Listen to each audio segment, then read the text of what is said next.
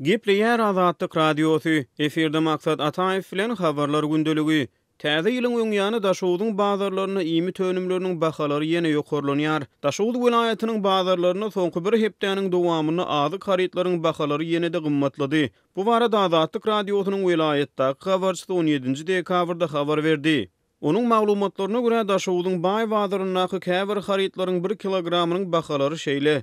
Ahal yağı 13-14 manat, Qazaqstana ýa-da Orsiýetde öndürilen un 11 manat, kartoşka 7-8 manat, soğun 4 manat, şeker 8 manat, çörek 3-6 manat aralygyna, orta hili tuğ 18-20 manat, makaron we vermişel 10 manat. Köp mukdarda möhleti geçen makaron önümleri satyga çykarylyp başlanyldy. Şeride yapılan gaplarda goýuldylan süýt, gök, nohutçuklar we şoňa meňdeşleriň möhleti geçen görnüşleri satylýar diýip habarçy aýtdy. Ol möhleti geçen haritlaryň Aşgabatyň bazarlaryna da peýda bolanyny belledi. Bugün Gara bazarda bir dolaryň bahasy 17 manat 50 teňe aralygyna diýip habarçy aýtdy. Yumurtga öz başyna aýratyn gurrun ol heni hem gymmat döwlet dukanlaryna 50 teňeden yumurtga satyp çykarylýar. Ýöne ol 10-15 minutyň dowamyny gutarýar, ýogsa bolmasa her ýeli 10 yumurtgadan köp satylmaýar diýip habarçy daşowdaky soňky bahalar baradaky maglumatynyň üstüne ýetirdi. Onuň sözlerine görä hususy dukanlarda bir yumurtganyň bahasy 1 manat 30 teňe, 1 manat 50 teňe aralygyna satylýar.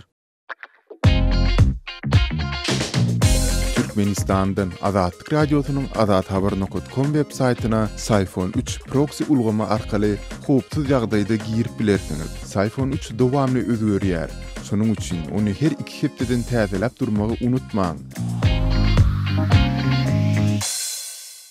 Gepleýär Azatlyk Radiosy mikrofon öňünde Merdan Sariýew.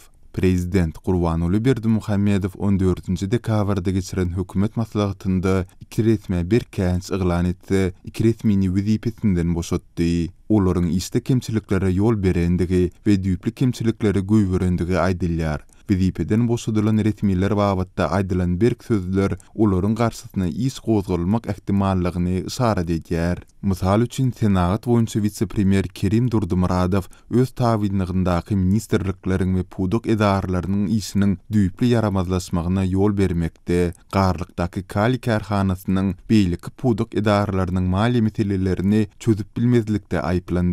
Mundan başga döwlet baş tutany bir ýyla goly orunbasary bolan şu döwürde 3 keze känç yglan edilen Durdumuradow pudok ýolbaşçylarynyň ogurlyklaryny, para horluklaryny we artyryp ýazmalaryny göz yumup gelmekde aýplaýany meňzeýär. Prezident bu sözüne delil edip, ýakynda Dokma Senagaty ministri Nepes Gaýliýewiň para alandygy üçin wezipesinden boşadylandygyny artyryp ýazmalary ýol beren Senagat ministri Hoşgeldi Mergenow wezipesinden boşadýandygyny aýtdy. Ýöne öňki resmiýetleriň işleriniň deriňelip deriňelmejegini anyklaşdyrmakdan saklandy. Senagat meseleleri boýunça orunbasaryň wezipesi wagtlaýan vice-premier Mehmethan Çakyýewiň, Senagat ministriniň wezipesi wagtlaýan Senagat ministriniň orunbasary Durhanowyň üstüne ýüklendi.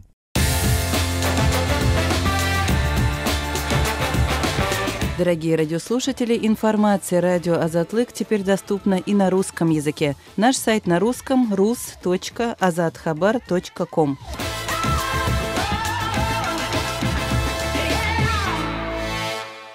Gepleýär Azatlyk Radiosu, eferde maksat Ataýew bilen habarlar gündeligi. Aşgabat dünýäniň en gymmat şäheri saýlandy. Dünýäniň 450 şäherine geçirilen barlyklarda Aşgabat 2018-nji ýylda daşary ýurtlar üçin ýer ýüzünde en gymmat şäher saýlandy. Bu barada Gongkongyň South China Morning Post neşri ECA International kompaniýasynyň geçiren soňky barlyklaryna salgylanyp 17-nji dekabrda habar berdi. Neşriň maglumatyna görä bu ýyl Aziýa materiýeginde ýerleşýän şäherlerde gymmatçylygyň ýokarlanmagyna esasan daşary ýurt valyutasynyň bahasynaky üýtgeşmeler sebäp boldy.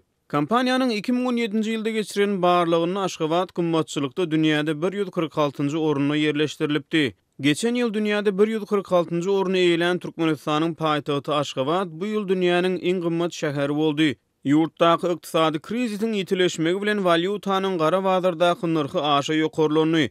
Daşary ýurt valyutasy gytyldy Ödegedegini bu ýagdaý inflasiýanyň ýokarlanmagyna getirdi diýip South China Morning Post ýazýar. Maglumatda aýdylmagyna görä pikir soraşygyny geçirýän kompaniýa şeýle barlyklary her ýylyň mart we sentýabr aýlaryna geçirýär. Ol ýaşaýyşyň amatly narhlary boýunça barlyk geçirilýän ýerlerde ými tönümleriniň, öý goşularynyň, güýmenje hyzmatlarynyň we harytlarynyň egin eşigiň restoranlarda ýa-da kafelerde edinilýän naharyň, spirtli içkilerin we temme könümleriniň bahalaryny hasaba goşýar. 1-nji ýylyny Birleşen Ştatlarda ýerleşýän Johns Hopkins Universitetiniň amaly ykdysadyýet boýunça professory Steve Henke Türkmenistan inflasiýanyň şol wagt 294% baryp ýetenligini hasaplady.